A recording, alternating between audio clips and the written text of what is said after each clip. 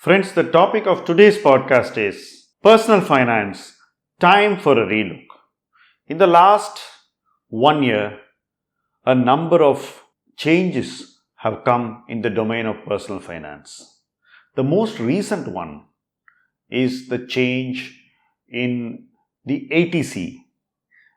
Now we have an option to save money outside of tax saving schemes and to do it more efficiently. We have changes in the domain of PMS, which has already been implemented. We are also at the cusp of deep change in the advisory regulations in the coming months.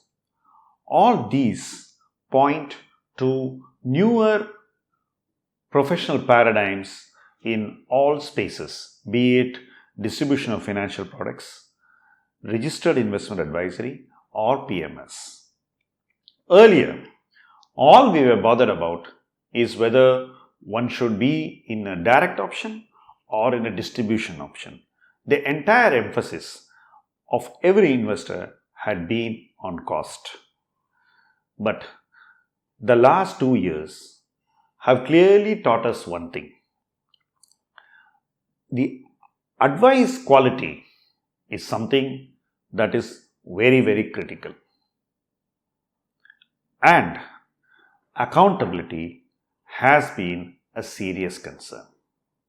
Investors who chose the direct option or to do it yourself have seen that several decisions, especially in sensitive investment choices like debt products or in corporate deposits, have not done well. Many of these choices have led to a potential loss of capital. So the doing it by oneself has not exactly helped a whole lot of investors. So what did you save? You actually saved probably 50 to 75 basis points, but in the process, the 99.5, which is your capital, has been put to very grave risks. On the contrary, in the distribution model, accountability is high. You can hold an advisor accountable. You can choose to get advised by a responsible advisor. Please remember that in the distribution model, advice is mostly incidental and it will be that way in the future. But responsibility is fixed. The advisor cannot give excuses for bad choices. So while you do concede some fees, the responsibility is certainly fixed, and I would think that fixing responsibility is extremely critical. It is not a choice, whatever option you choose. One important lesson from the recent changes and the experience of the past 2 years is that cost of advice is not the issue. Quality certainly is.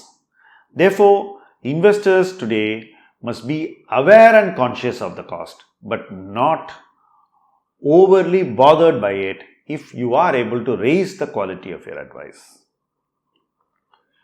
Then we come to the subject of free advice.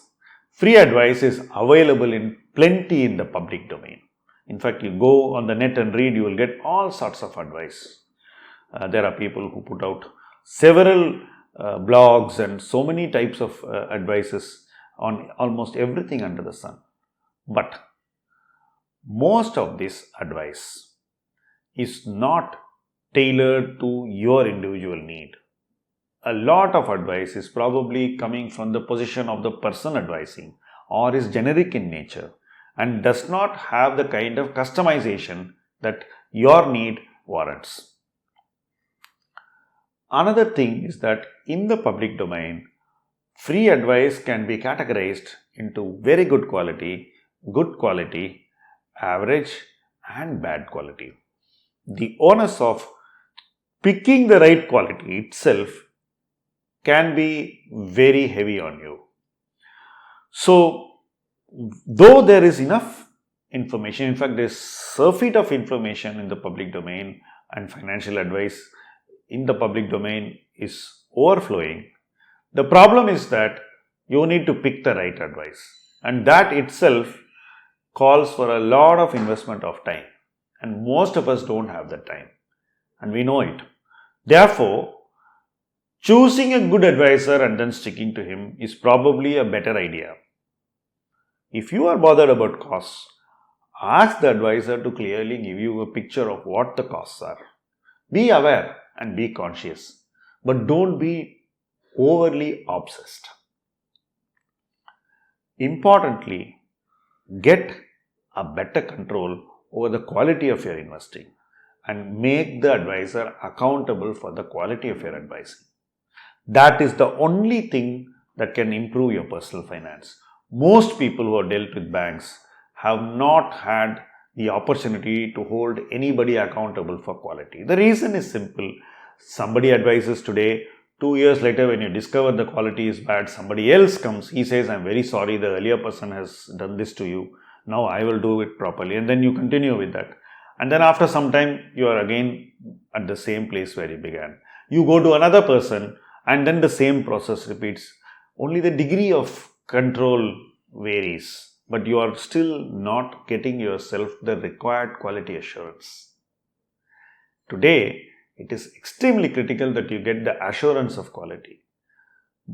Why are we not getting the assurance of quality? Why are we walking away from quality? That is something that one must think about it, because there are enough quality advisors in the market.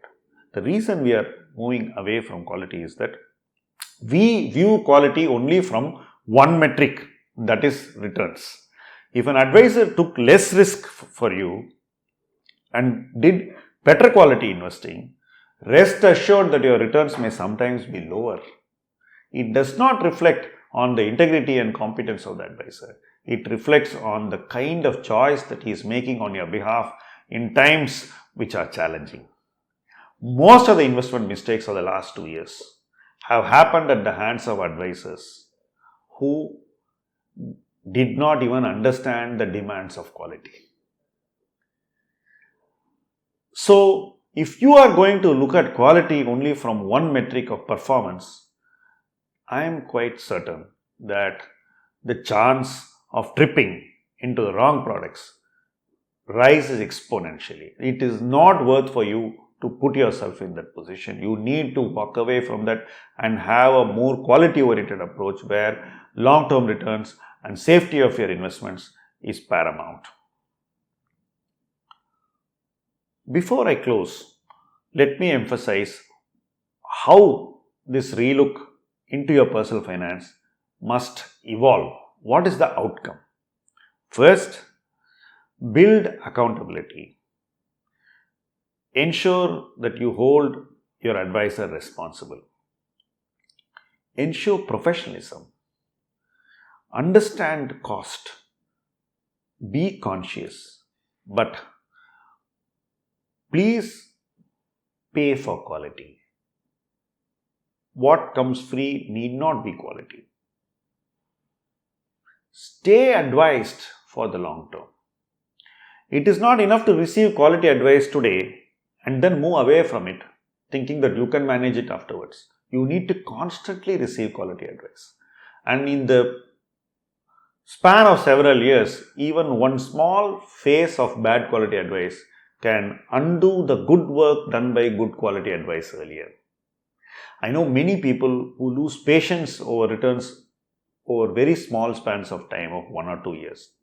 But if you look at it over a decade, the person who stood with quality advice will have far superior outcomes than the person who kept shifting his advice without giving respect to the quality of advice.